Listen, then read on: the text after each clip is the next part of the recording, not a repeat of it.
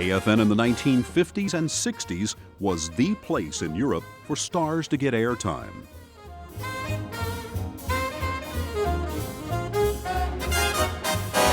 One AFNer at the time, Sergeant First Class Stan Zabka, would leave an unforgettable mark on AFN and Christmas tradition.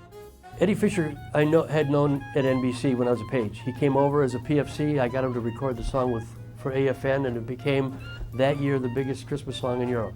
We recorded this through the facilities of AFN. The American Forces Network. Yes. Right.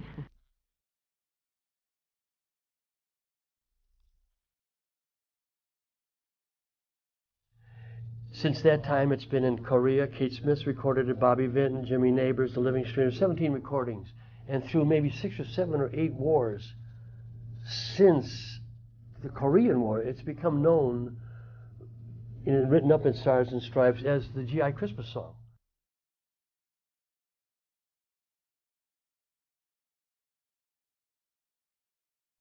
Eddie Fisher wouldn't be the last famous performer in uniform. Well, there's a one for the money, one for the show. Really get ready now, go cat, go, don't you? 1958, as rock and roll was making its way to the top of the charts in the United States, the king of the genre was making his way to Germany. Elvis Presley joined the Army in 1958 and found his way to the 3rd Armored Division in Friedberg. He was a semi-frequent guest on the air at the Herx Castle in nearby Frankfurt. Ladies and gentlemen, we are speaking to you from Frankfurt, Germany, and our very special guest is Sergeant Elvis Presley. Elvis, it's nice to see you. Oh, thank you very much, Johnny. It's nice to be here. Elvis, what are your plans now that you are about to leave the Army? Well, first thing I plan to do naturally is to go home.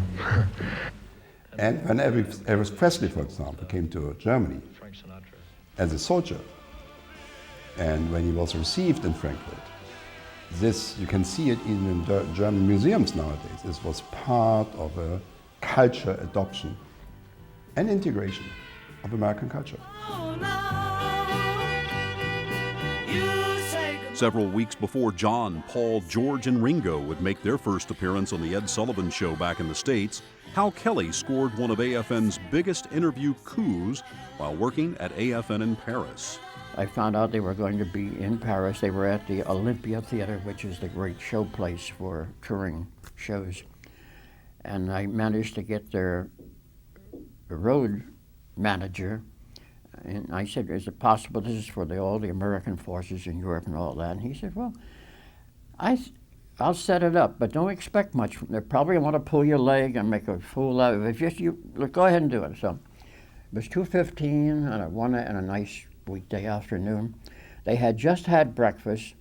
They hadn't shaven yet, and they were in their pajamas.